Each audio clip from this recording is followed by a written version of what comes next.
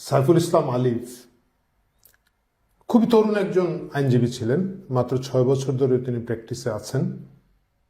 একটু খুঁড়িয়ে হাঁটতেন, শারীরিকভাবে একটু চ্যালেঞ্জ ছিলেন। একটা বাচ্চা আছে 3 বছরের।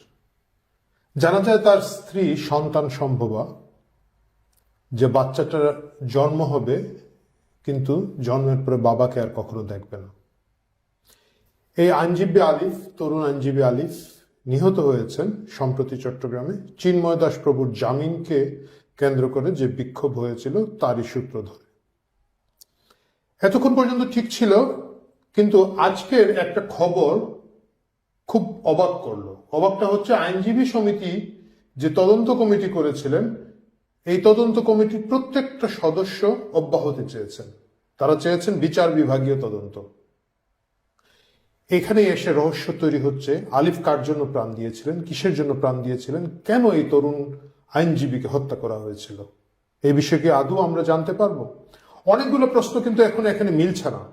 আমরা সকলেই জানি চিন্ময় দাস প্রভুকে যখন গ্রেফতার করে পুলিশ, একেবারেই সরকার অপ্রয়োজনীয় একটা মামলায় তাকে গ্রেফতার করেছে। জাতীয় পতাকার কোথায় অবমাননা হয়েছে বিশাল জনসভার মধ্যে, কোথাও জাতীয় পতাকার উপরে খুব সম্ভবত এই আরেকটা কি পতাকা, গেরুয়া পতাকা দিয়ে দেওয়া হয়েছে, এইরকম একটা তুচ্ছ অভিযোগে তাকে গ্রেফতার করা হয়েছে। সুস্পষ্টভাবে ডক্টর ইউনূস এবং তার যে চেলাপেলারা আছে, বিশেষ করে আসিফ নজরুল মার্কার লোকজন, তাদের একটা মূল উদ্দেশ্য ছিল চিন্ময় প্রভুকে গ্রেফতারের মাধ্যমে সনাতন ধর্মাবলম্বীদের উপরে যে নির্যাতন করছে এই সরকার এবং তার সমর্থক গোষ্ঠীরা, সেটাকে ধামাচাপা দেওয়া এবং একই সাথে সনাতন ধর্মাবলম্বীদের প্রতিবাদের যে চেষ্টা, সেটাকে স্থিমিত করে দেওয়া। শুধু এই কারণেই চিন্ময় প্রভুকে গ্রেফতার করা হয়েছে। যাই হোক, সেটা একটা রাজনৈতিক সিদ্ধান্ত, সরকার তার মতো করে নিয়েছে। কিন্তু ষড়যন্ত্র এখানেই থেমেছিল না। ষড়যন্ত্র এখানেই থেমেছিল না, একটা লাশের প্রয়োজন ছিল। সেই লাশের প্রয়োজনটা কার ছিল, সেটাই এখন খুঁজে বের করার দরকার। কারণ একজন মানুষ যদি ওখানে মারা যেতেন, তারপরে যেটা হতো, সারা দেশে সাম্প্রদায়িক দাঙ্গা লাগানোর জন্য একটা চেষ্টা কারো না কারো ছিল। সাম্প্রদায়িক দাঙ্গা কারা লাগায়? যে কথাটা পশ্চিমবঙ্গে জ্যোতি বসু একবার বলেছিলেন যে সরকার না চাইলে সাম্প্রদায়িক দাঙ্গা হয় না।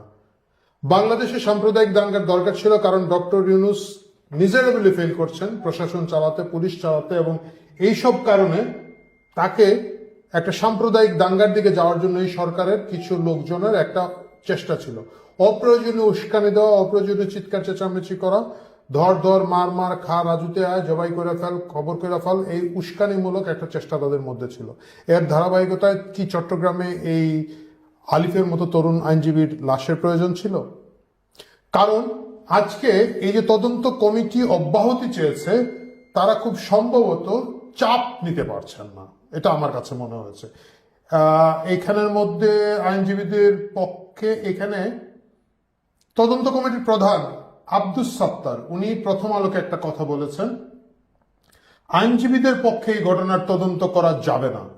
তারপরে কি বলেছেন খুব খেয়াল করে লক্ষ্য করবেন, ঘটনার সঙ্গে পুলিশ কর্মকর্তা থেকে শুরু করে প্রশাসন ও আদালতের কর্মকর্তারাও সম্পৃক্ত থাকার সম্ভাবনা আছে। পুলিশ কর্মকর্তা, প্রশাসনের কর্মকর্তা, এরা কার কর্মকর্তা? এরা ডক্টর ইউনূসের কর্মকর্তা, আসিফ নজরুলের কর্মকর্তা। কেন তাদের সংশ্লিষ্ট হওয়ার সম্ভাবনা থাকবে একজন তরুণ আইনজীবী হত্যা করার ক্ষেত্রে?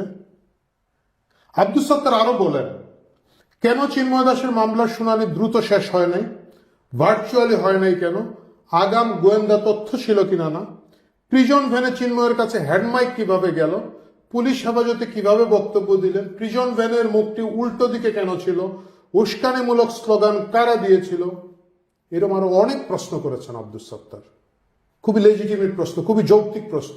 কারাই ষড়যন্ত্র করছিল, কারা, কেন, কি কারণে আদালত প্রাঙ্গণে একটা অস্থিতিশীলতা তৈরি করার জন্য যে পরিবেশ তৈরি করতে হবে, যে পজিটিভ পরিবেশ দরকার একটা গ্যাঞ্জাম লাগানোর জন্য, সেটা করছিল সরকার, করছিল রাষ্ট্র, করছিল প্রশাসন, করছিল। কেন করছিল? কারণ একটা দাঙ্গার প্রয়োজন ছিল। এটা আল্লাহর হাজার শুকরিয়া, বাঙালি ধৈর্য ধারণ করে, বাঙালি এই সাম্প্রদায়িক দাঙ্গার ফাঁদে পা দিতে চায় না। একটা খুব নির্দিষ্ট ছোট গোষ্ঠী ছাড়া সাধারণ বাঙালি কখনো হিন্দু মুসলমান মারামারি এই ভূখণ্ডে খুব একটা হয় না, দাঙ্গা হওয়ার চেষ্টা হয় না। কারণ হচ্ছে সাধারণ মানুষের মধ্যে পরস্পরের প্রতি একটা সম্মান আছে, এবং যে কারণে এই দাঙ্গাটা যেটা হয়তো কেউ না কেউ চেয়েছিল সেটা হয় নাই। কিন্তু মারা গিয়েছেন একজন তরুণ আইনজীবী আলিফ, যিনি খুঁড়িয়ে হাঁটতেন, যিনি চেষ্টা করছিলেন আইনের মাধ্যমে মানুষের সেবা করতে, যার একটা 3 বছরের বাচ্চা আছে, আর একটা বাচ্চা পৃথিবীতে আসবে। আমরা মরহুম আইনজীবী আলিফের আত্মার মাগফিরাত কামনা করছি। একই সাথে জোর দাবি জানাচ্ছি, যাদের ষড়যন্ত্রে, যাদের কারণে, যাদের চক্রান্তে একজন তরুণ আইনজীবী সম্পূর্ণ নির্দোষ অবস্থায় কর্মক্ষেত্র থেকে বাড়ি যাওয়ার পথে নৃশংসভাবে খুন হয়েছেন, তার বিচার হতে হবে, তার তদন্ত হতে হবে। সেটা হিন্দুরা করুক, মুসলমানরা করুক, খ্রিস্টানরা করুক, বৌদ্ধরা করুক, আইনজীবী করুক, পুলিশ করুক, আন্দোলনকারী করুক, উই ডোন্ট মাইন্ড। আমরা কেয়ার করি না, আমরা বিচার চাই। এবং আব্দুস সাত্তারের কথাকে, এই তদন্ত কমিটির কথাকে খুব গুরুত্ব দিয়ে দেখতে হবে, কেন, কারা কেন করেছিল। এবং তিনি যেভাবে বলেছেন, আব্দুস সাত্তার যেভাবে বলেছেন, পুলিশ কর্মকর্তা থেকে শুরু করে প্রশাসন ও আদালতের কর্মকর্তারা দায়ী থাকতে পারে। তারা কার ইঙ্গিতে সেটা করেছেন, কিভাবে করেছেন, চিন্ময় প্রভু এবং সনাতন ধর্মাবলম্বীদের উপরে কে চাপানোর জন্য করেছেন, নাকি অন্য কোনো কারণে করেছেন, এই প্রশ্নের জবাব আমাদের দরকার।